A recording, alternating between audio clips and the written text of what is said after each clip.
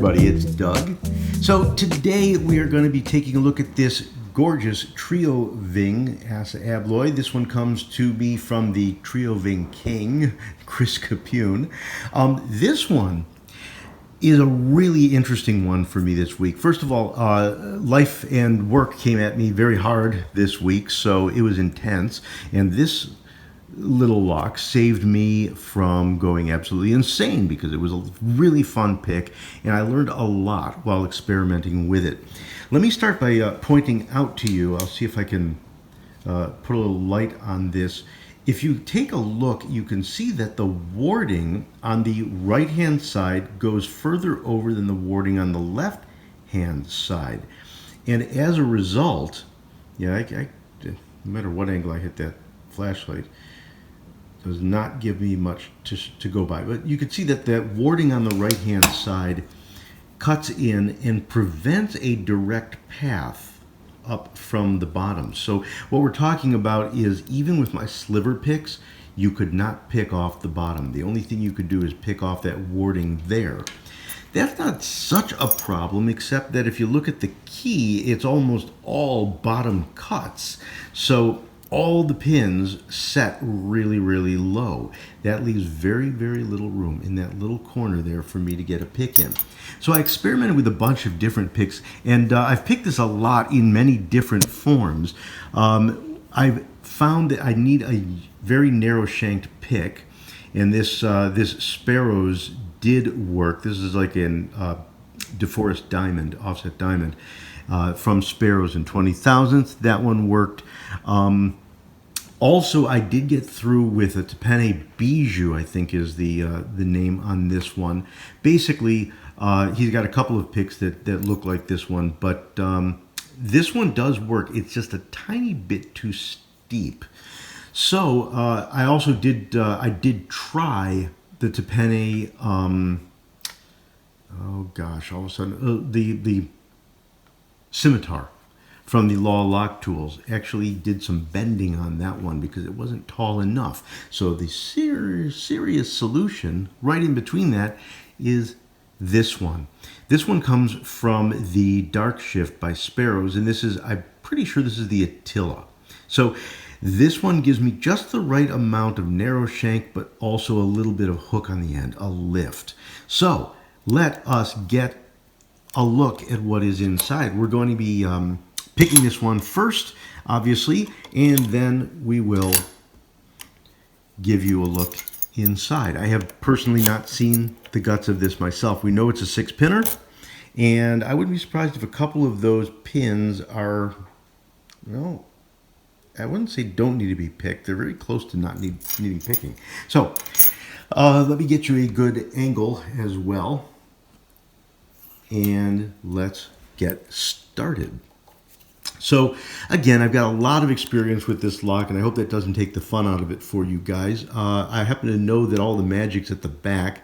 I just hit 5 and 6, and immediately that gives us a nice deep false set. Let's go to the middle. 1, 2, 1, 2, 3, 4. Okay, 5 went up and over as a spool. That was a very, very fast shift, but I hit the spool there. Go back to 1, and that one is also a spool. And that is what actually finishes it off. So basically, the couple that I visited in the middle, we didn't hear actual sets, but what we got instead was the a light click, almost like just some shifting going on inside there. But the big action was on the spools in 1, and I think what was 5, but we'll actually have to take it apart to see. Let's see if we can get the vise unsuctioned. Yes, we can. And clear the workspace for gutting.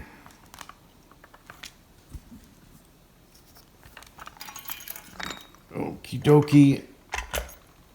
Technically, I violated the rules, taking that thing outside of the view of the camera, but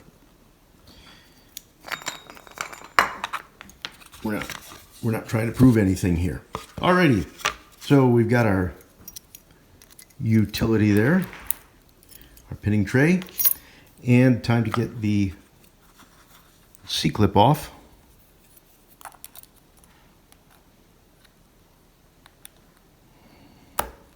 Oops.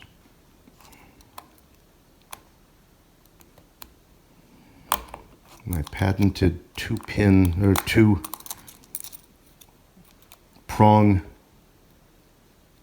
C-clip tool, also known as my pinning tweezers. Alrighty, and we'll have to figure out, nope. There we go. Okie dokes. You guys know what comes next. The shim.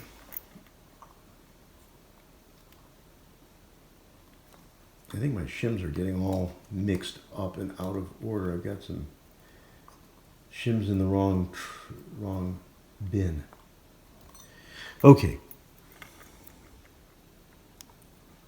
Shim in there.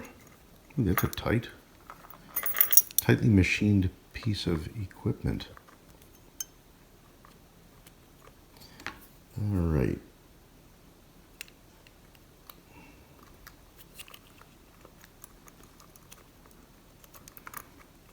There we go. Get our shim out of the way.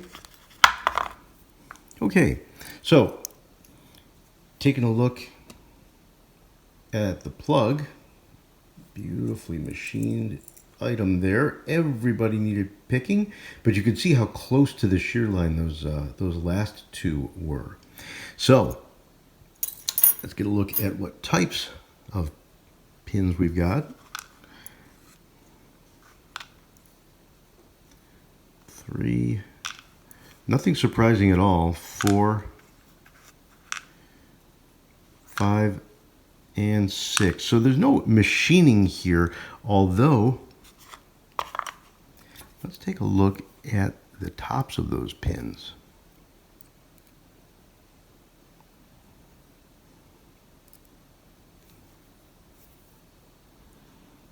Okay, what we have is a little bevel, from what I can tell, on the tops of those pins. And that is definitely going to make for an interesting pick. Let's take a look up in the Bible now and see what they've packed in there for us. Starting with pin 1.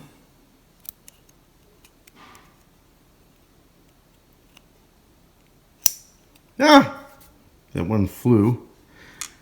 Interesting. That is a barrel pin. That is my very first ASSA barrel. This time we'll try to get it without springing it out. There we go. Another barrel. No wonder Chris likes these so much.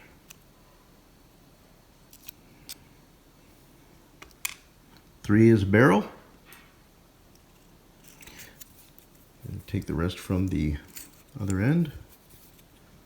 3, that was 3 we did so far. So number 7 is empty. I know, Murloc, what you are thinking, you evil person, that you would definitely populate number 7 and make a new key. Barrel in 6. Barrel in 5. And a barrel in 4.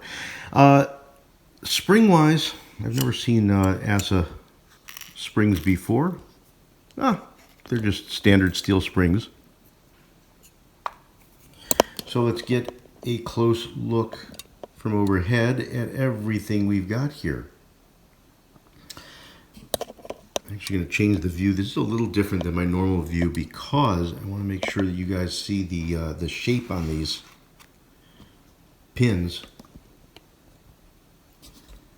Okay, springs, like I said, normal steel springs. The barrel pins are the most interesting part of all of this. The bottom pins, key pins, all standard but incredibly long, like old person's teeth. And like I said, these barrel pins, looking at one of those up close, it's got that spool look, but it's got the waist in the middle that sticks out and definitely makes for an interesting pick. Let me just see if I can get one last look for you there. Nice and close. What a gorgeous pin. This has been a very interesting pick. That is it for you today. That is the TrioVing. Thank you again, my friend Chris. This is a really cool lock, and I've learned a lot from it. Thanks, everybody, for watching. Please do, if you haven't subscribed already, do subscribe. Meanwhile, I'd appreciate a like, and thank you in advance for any comments you can offer. I'll look forward to talking back with you guys. Take care. Stay safe, stay healthy.